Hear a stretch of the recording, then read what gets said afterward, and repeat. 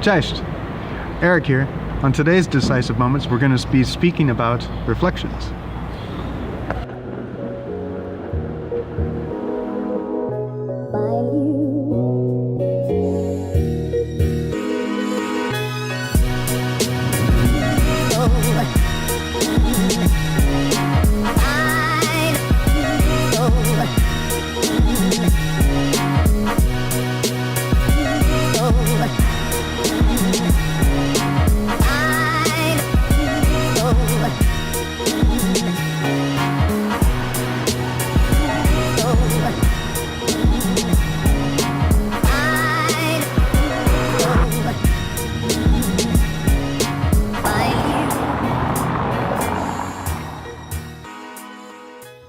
How to make such great reflections as you do?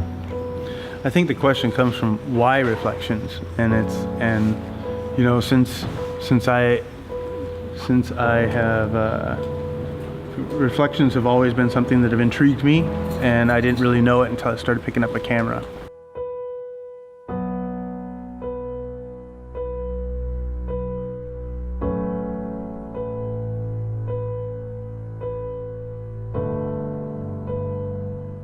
I think a lot of my life growing up in Seattle, where it's oftentimes rainy and there's lots of water reflecting surfaces, the city has a lot of glass to it, so there's a lot of natural reflective surfaces that are there.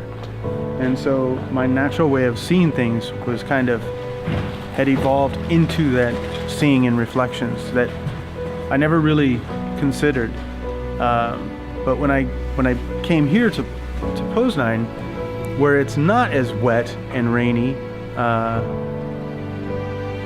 felt like I was missing something. And I remember one day it rained, and all of a sudden there was exactly the things I was looking for. There was reflections. There was this depth that I like.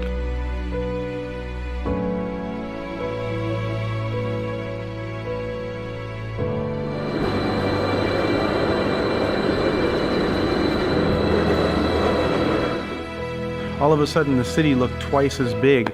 There was this dynamic feel to everything, especially in a puddle in the Styrenic, where you can capture so much more of the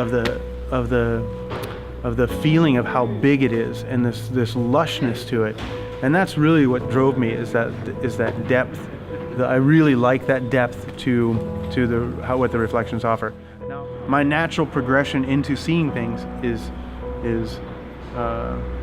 through reflection. This is how I find and discover my own work, is through reflection a lot of times. But there's a duality to the word reflection. So I'm also in a constant state of personal reflection upon my work and knowing that it's evolving. Like today, I'm looking for something new, and so I'm